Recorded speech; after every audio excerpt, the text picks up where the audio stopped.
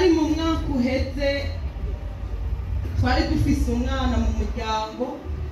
umwana wa mubyara wanje rero agira ikibazo cyo kuza atwarwa n'abadayimoni bakamutwara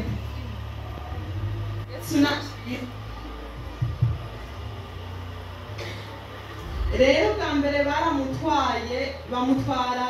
bamutumye ku ibotike kandi yari akuze ga mu 12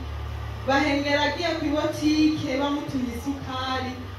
azabona abantu babiri ngo ubu nyene dukurikire azumva ubwenge buragiye acara bakurikira baragenda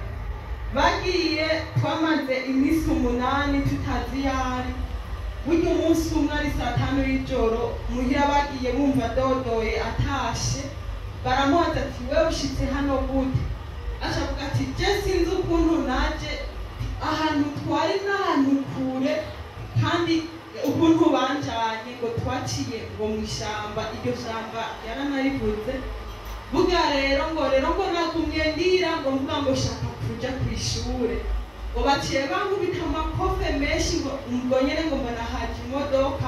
ngo iyo modoka ngo iranzanye gushikana imbere ya portaye nguciye inyika Yesu nashimwe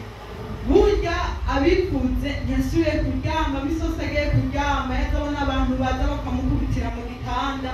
umunsi umwe agiye ku ishure atashe babantu baca basura kurira kuri gare d'Inoro kandi baca baramuhamagara acara bakurikira acaragenda ico gihe twarasenze turasenga turindira ko turabura ukwezi kurahera n'imisi 9 hari muri cyagiye twe dufite amasengesho y'imisi baza ko muvyibuka baca batubwira ati umuntu wese afise umutwaro aze kuwandika uno musi turayiturira jeje ndavuga ati umutwaro numva umbaje cyane n'uwo mwana yitwa Beni cyandandika ndavuga ati mana Beni ukamuzana jewe nzohagarara imbere y'ishengero ndagushimira rero sinari bwabikore Imana imbabari rero haheze ukwezi n'iminsi 9 twagiye twumva ngo arabonetse mutoyi wanje niwe yamubonye ari muri kotebu ngo ariko adandaza mwene twadusashe tume tumeze n'utugundira baza ko mwese mutuzi amubonye acara mugwako ngo Beni wa Beni acara kanguka aramwikura ngo yiruka acara komindura amagara abantu bashagaza ko ari igisuma kimwize bashobaraza baramufata cyahagarika taxi ngo yena caramutahana amushikanye baca barampamagara ngo nyaruka ngo nimwe ngo musengere ngo Beni ngo yagarutse cyandagenda dusanga amaguru yabyitse ukuguru kume kwangana nk'uko yarashitse mu nzu turamaze ati wariha aratubwira iyo yari kuntu bamutwaye aravuga ati bari bambwiye ko ntazigera mbona umuntu n'umwe w'iwacu ngo ndamuvugisha kuko ngo mvugishije umuntu yoshanjana aravuga ko yabonye mukuru wanje hagende ku isoko muri kotebu ngo acariruka ati nawe utamfata ahana cangenda aravuga ko baba ahantu kure gose ngo nibo bugari isoko batahanga isoko iremwe Yesu nashimwe rero kuri numva umuntu wese ari hano wo kwimana rero twaciye tumuzana dusanga yambaye impuzu nyene zibi gose atubwira ko imisi yose yamaze yatigeze amesa kandi atigeze yoga ntibemerewe no kunywa amazi aca tubwira ko ashitse impuzu yari yambaye baciye bazimwambura n'ibirato bamwambika ivy'iwabo turagira ubwoba biwacu bose baratinya nandi mbura none ko ari je nkijitwe nandi ndamute burya rero ncandamuzana hano ku rusengero hari kuwa gatanu abasenzi bari baraye hano candabaza abakozi b'Imana baca baremera acararara ngaha abakozi b'Imana n'abamusengeye Yesu abahezagira yaciye arara hano turamusengera bukeye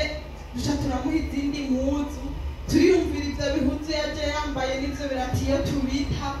candafata ikibiriti ndabiturira bona birahiye Yesu nashimwe rero n'ukuri ndashimiye Imana yamukuye kure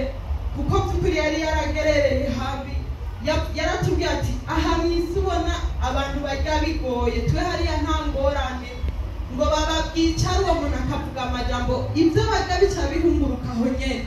rero n'ukuri Imana ndayishimiye yadukoreye ibikomeye n'ubameze neza ariga ubu ari mu 13 Yesu nabahezagire rero Imana yankoreye byinshi sinabivuga ngo ndabiheze mumfashe tuyiha amashyi yakuzanibona Mwami Yesu ndagushimiye ukuntu umeze neza urera uragororotse Mana wowe ntumeze nk'abantu wowe ukora ibyananiye abantu wowe urashikana ikuzimu ukagobotora umuntu tukongera kumubona none ndagushimiye habwa icyubahiro ku byo wadukoreye ndagushimiye Mana ukuntu waduhojeje amarira none shishikara gukora ibitangaza urya mwana ushikare kumukomeza umurindi ibisigo Mana ntiwaza wongere kumutwara ukundi urakoze ndagushimiye kubyumvise n'imitima yawe Yesu Yesu abahe